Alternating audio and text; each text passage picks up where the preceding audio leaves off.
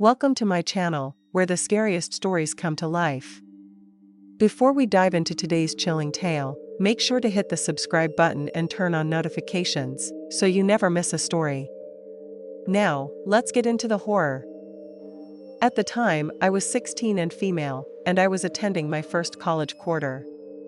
Everything was going pretty smoothly, and I was making lots of friends, actually, that is, until about halfway through the semester. One of my classmates, 26 and male, came up to me and asked to exchange numbers and potentially go out on a date. I tried to make myself very clear that I did not want to go out with him, simply because he was a lot older than me and I was not really interested. I let him down very gently, but he insisted that he give me his number at the very least. I continued to tell him no, when he suddenly grabbed my phone out of my hand and made himself a contact. This startled me, but it only got worse from there. The next day in class, we had our regular 10-minute break, and I was chatting with my friends. He came up to me mid-conversation, asking me to go walk with him. I firmly told him, no, I am in the middle of talking to people. He basically gave me the finger and acted like I was the worst person in the entire world. He stormed down the hallway, kicking open the doors. I went back into the classroom to at least be by my professor. If anything more happened that day, my friend texted me immediately, asking what I'd said to this guy. He was apparently outside kicking around trash cans and screaming at everyone who walked by him. At this point, I was scared to even leave the classroom. I didn't know what this crazy guy was going to do. I had a previous stalker at the beginning of the semester, and had been in contact with the school about that. I expressed how my classmate was making me uncomfortable at my weekly counseling sessions. The school was now aware. Because of this, he ended up leaving me alone for about a week or two. Then one day, though, there was a note on my desk asking if I loved him, if I wanted to marry him, if I wanted to have kids with him. He was not in the classroom when I saw it, so I slipped it into my backpack and ignored him for the rest of the lecture. I handed the note to my counselor as well, so she could see he was a real issue. I believe she contacted my professor to make sure I was safe in class. After the note, we only had about a week left, so jumping now to the very last day. It was an independent study day, and we were all on our own. He came into class and somehow managed to get himself kicked out, so he ended up leaving. I felt extremely relieved, because I knew that was the last time I would ever see him. At this point, I knew I needed to get my stuff done quickly and make a mad dash to my car. I was about one lecture from finishing when he walked through the door and sat down at his desk. At this point, I knew I needed to log off my computer and just finish this later. I gathered up all my things and thanked the professor. I was speed walking to my car when I had the gut feeling someone was staring at me. I turned around quickly to make sure it was not him. Unfortunately, it was, and he was full-on sprinting towards me. My first reaction was to panic and call my mom for help. Just as our call connected, he grabbed my arm and pulled me to a stop. At this point, I was telling him to leave me alone as loud as I could, and that I was only 16. He leaned in and whispered to me, word for word, age doesn't matter. You know, I know we're in love. I broke free and ran to my car as fast as I could to get away. He stayed right on my side, though. Thankfully, the only door unlocked on my car was the driver's side door, because he ran to the passenger side and tried to force his way in. From that day on, I watch my surroundings extremely intently, and always have to make sure nobody is watching or following me. So this isn't my story, but my great-aunt's instead. I'll call her Sophie, for privacy's sake. Sophie had been married for about 30 years to a man who we'll call Jake. They were both in their 50s and had 2 sons together. Jake convinced Sophie to move across the country, even though she didn't really want to. She only had her family in the Midwest, you see, and he was asking her to move all the way to California. She agreed, though, after Jake said he promised to support her. Sophie came to find out that Jake had been cheating on her for about 27 years, all with different men and women as well. She was extremely heartbroken and moved out to live with her sister. We later found out that Jake had quite a few mental illnesses. He was a pathological liar, bipolar, and had severe narcissism as well. He was also schizophrenic. I'm not sure if it was paranoid schizophrenia or some other type. One day, a couple of months after moving out, Sophie suddenly got a call from her son, who had been keeping a close eye on his father. Someone had to make sure he took his meds for his mental illnesses. Her son seemed to be very distressed, and he started telling her the story of what happened. Jake had gone completely off his meds and started hallucinating. Apparently, he saw a strange man in his garage. Well, Jake believed this hallucination was a real intruder, so he grabbed a chainsaw. I'm not entirely sure how this happened, but this is what the doctors managed to get out of Jake after the incident. Jake's brain had gone so completely haywire that it convinced him that he was the intruder, as in his own body was that of the intruding force. So Jake revved up his chainsaw and took it to his own body. He sawed off his left leg entirely, then he started to brandish the chainsaw at everyone else, before finally taking it to his own neck and face. He seemed to be trying to cut off his own head. Thankfully, he only managed to mess up his lower jaw before he passed out. His son found him in a huge pool of blood and flesh that was severed from him. Of course, he called 911 immediately. Once at the hospital, he called Sophie. She instantly flew out to meet him and give support. I know this is not your typical creepy story, but it was quite terrifying to everyone in my family. They were not able to save Jake's leg in the end, so it had to be properly disposed of. He was in a coma for a couple of days, during which the doctors were unsure if he would ever wake up. My aunt stayed by his bedside. She was still upset at him, of course, for lying and cheating, but she knew this was the father of her children, and even if he wasn't the greatest person, her kids would be devastated if he died like this. Honestly, I'm still stunned by my Aunt Sophie, who went back to support this man who cheated on her and made sure he was healthy. She's the sort who looks like a cute little old lady, but she's a total badass. She stayed by his side even though he looked and acted like something out of a horror movie, with his bandages, mangled jaw, and stump of a leg, lashing out at everyone.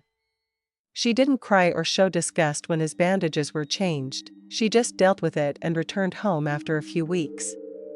I remember going to lunch with her once. My father and I had done our best to avoid bringing it up altogether, but somehow it still managed to come up. She didn't even flinch.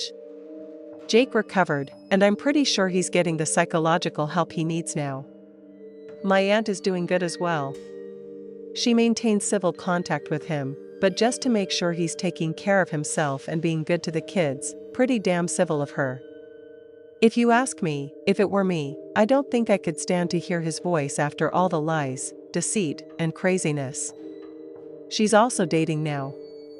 So I hope some guy realizes just how awesome she is and gets her a ring real quick. When I was a teen, my two friends, who were sisters, would always run away from home. They usually came over to my house on weekends, then they returned home a couple of days later. One night, I drank for the first time, and the next day, I felt extremely hungover. I had a real bad headache. I was actually excited to know that this was what the first hangover feels like. So I just relaxed at home. One of my friends, though, called me up on the house phone, asking me to come kick it with them. She had found a new hangout spot she'd run away to, and it was close by to my apartments. She wanted me to come check it out with her. At first, I was really hesitant, because I really didn't feel well, but she begged and begged. So eventually, I did give in. It was kind of close by to where I lived, but still somewhat far away. I got ready real quick and started walking, feeling a bit shitty. Anyway, I go to my friend's runaway home. She answered the door and showed me around this random house. I was surprised she had found an actual place to stay. I mean, you have your own room here, I said. Yeah, she said. And she just gave the owner of the house stuff like food, and he let her stay there. I nodded my head, thinking that made sense. Next, she told me we were going to hang out in this particular room, and I was surprised. What do you mean? I asked. She said her boyfriend was there as well. She wanted me to meet him. She loved him so much, and he was so cute and all that stuff. So I go into this room, right? And I meet her boyfriend. He's years older than us, maybe like 3 or 4 years. Also in the room, there's a much older man, shaved head, muscle shirt. He looks sunburned and reddening on his skin. He had faded prison-looking tattoos that made him look much older, and he looked like he'd been through some serious-ish. He was turned around ironing some clothes or something. Immediately, I was very hesitant. I walked in warily and shook my friend's boyfriend's hand. Then she told me to sit down. They started small talk as I sat down on the bed next to them. I felt really weird though about this whole situation. Immediately, they started asking me all kinds of questions. Where do you live? What do you do? Do you have a lot of friends? Does anybody check on you? I made it sound as vague as possible, hoping my friend would not give them any real information. It turned out she was a fucking idiot, though. All of a sudden, I felt like she had set me up, perhaps like the old man had told her to call her friend over or something. I honestly thought when I was heading over here that it was just going to be me and her, that she really wanted to see me because I was her friend. So of course, worse. I felt really caught off guard. I sat down on the bed, thinking of a way to get out of there. I came up with a thought to mention that I had a real bad headache from going out the night before. They asked why, and I said, I drank more than usual and felt really hungover. The older man became very excited. Oh man, have a beer, then it's a cure for hangovers. You know, you gotta drink. That's the only way. He handed me this open beer he had set to the side. Little known fact, I fucking hate beer. I won't drink it ever. But that's another story. I pretended to drink. Oh yeah, that's the stuff. I could feel the beer pressing against my lips, but I didn't take a single sip. The man immediately came over once he thought I'd finished. Here, I'll grab you another one. That'll sure cure your hangover. At this point, my idiot friend grabbed a meth pipe and started lighting it right in front of me. All I could see were huge, thick clouds. I was thinking, what the? She passed it over to her boyfriend, who smoked out of it and then tried to pass it on to me. No, thanks, I'm good. The beer is really good, though. Thanks so much. He passed it over to the old man. I was really starting to get concerned. Now he hit the bowl and exhaled. I was sitting there thinking, what the fuck had I just gotten myself into? I better not be getting high off this dish just by being here. My friend laughed, telling them she didn't smoke meth. Then while everyone was talking, the old man apparently thought we were hitting it off. Well, he grabbed me close and decided to lay his head on my lap. I was wearing shorts, so I could feel his disgusting, bald, wrinkly head touching my skin. I wanted to throw it like a hot potato. There we all are on this bed, and I'm feeling worse and worse about this situation. I was saying to myself in my head, I need to get the fuck out of here. Now. I pretended to drink the rest of the beer and said I had to throw the can out. I started to walk out, saying to my friend, I really wasn't feeling well. I was going to head out. Now I could immediately see the disappointment in the two men's faces. Her boyfriend looked over at the man, and he stood up from the bed and went to move like he was going to block me from leaving. They kept insisting I stay and have another beer. My friend was even begging me to stay as well. I had already started to leave, though. I knew the front door was only a few feet away, and I was going to get there. As the man came closer to me, I began to sprint. As soon as I shut that door behind me, I took off running even faster. I hit those corners and slid. I knew I had to get away from there. I didn't stop running until I got to the front of my apartment. That's when I felt my head pounding. I felt so gross coming out of that room. I went straight home and slept the day away. More days passed by, and I hadn't really been back over there. I would make excuses whenever my friend invited me back. I just couldn't shake the uneasy, gross feeling, and I didn't want to be around drugs or those dudes at all. One day, I finally met with my friend's sister. We were hanging out and had one of those long, late-night conversations when she told me her sister was still at that house, now getting high. I was surprised. I thought she would have gotten fed up with running away and went back home like usual. By now, she told me she had been over there to visit her sister and spent the night, and then she asked me to keep a secret. She told me during the night she slept over, an old man had come into the room and forced himself on her. I asked her if she knew who it was, and she said yes, it was that older guy with the bald head. I'm really glad I didn't decide to stay any longer. Thanks for sticking around till the end. If you enjoyed the story, don't forget to give the video a like and leave a comment with your thoughts. And if you haven't already, hit that subscribe button and turn on notifications so you never miss a terrifying tale. See you in the next one.